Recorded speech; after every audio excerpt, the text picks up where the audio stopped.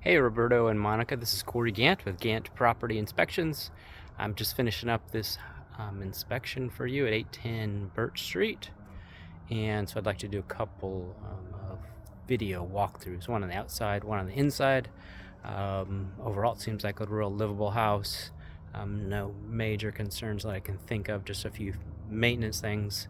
And so you want to read through the whole report and discuss these things and figure out ways to address them. But I'd like to talk through a few of those in a video, so we're going to flip this around and talk about the house.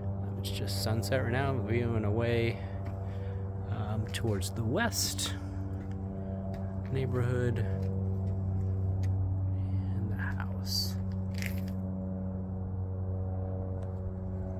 So we'll start at the top, work our way down and around. The roof is a newer roof. Seems to be in okay condition. However, there's really thick pile of leaves on the back side and in the valley by that metal chimney up there, which is really bad for the roof. I can't tell you if there's any problems at this time, but it will cause problems in the future if that is not cleaned up soon. It actually ends up causing moisture to work its way through the roof into the attic, causing structural problems, including mildew, mold. There's a little bit of that in there right now. It's not real bad in the attic. That's what I'm talking about. There's a little bit of blackness or discoloration.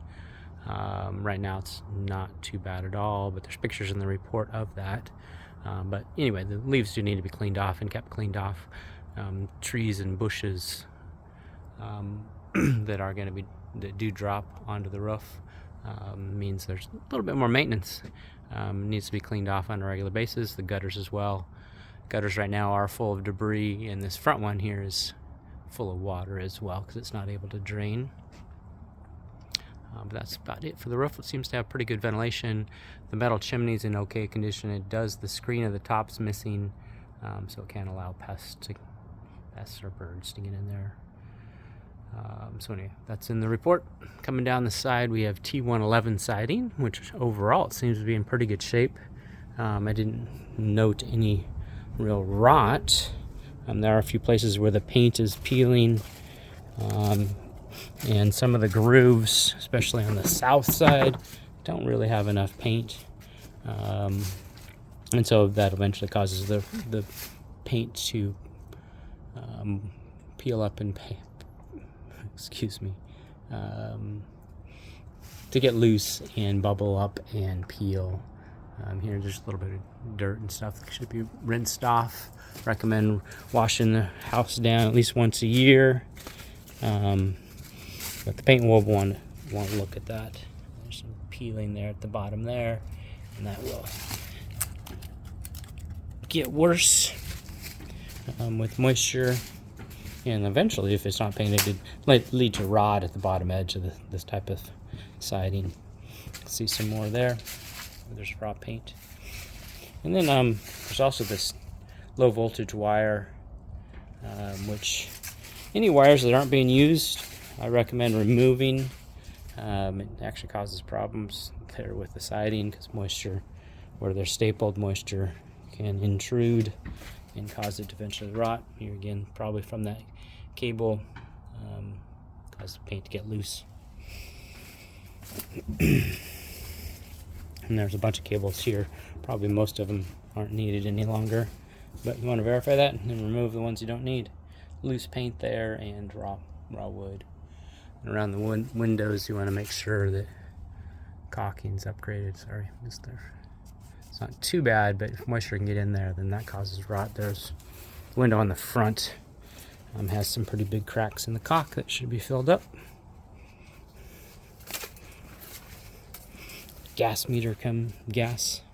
comes in here through the gas meter.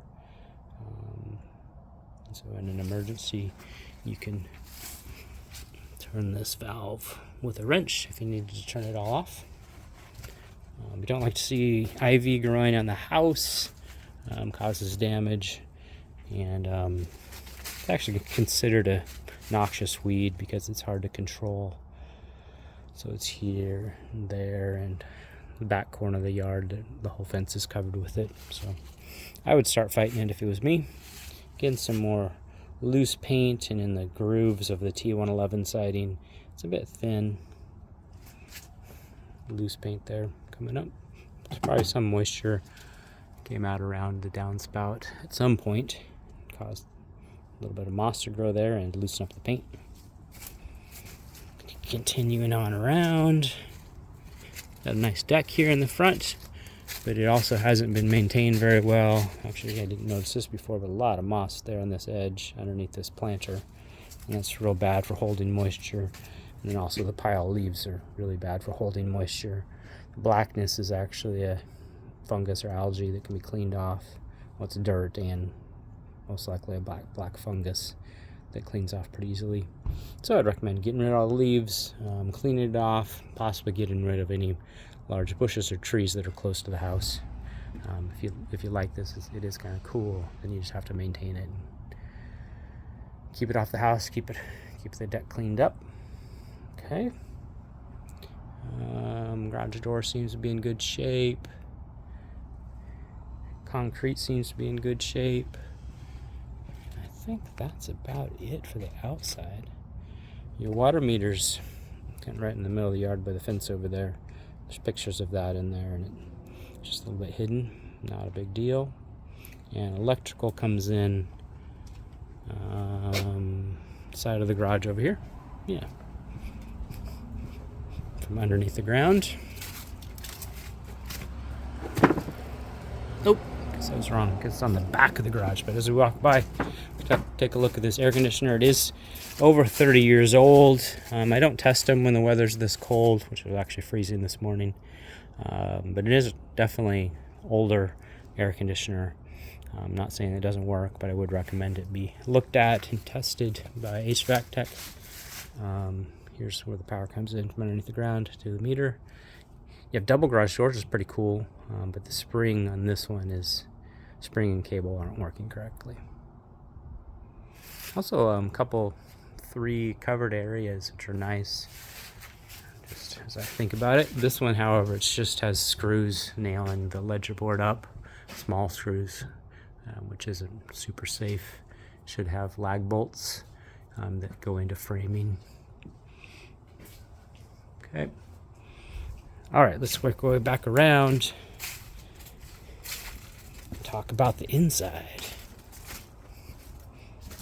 Don't like to see stuff piled up against the house. Holds moisture, just like plants. Plants or items hold moisture and cause the siding to rot eventually. So we have such wet winters. Okay, let's stop it here. Take a look at the sunset.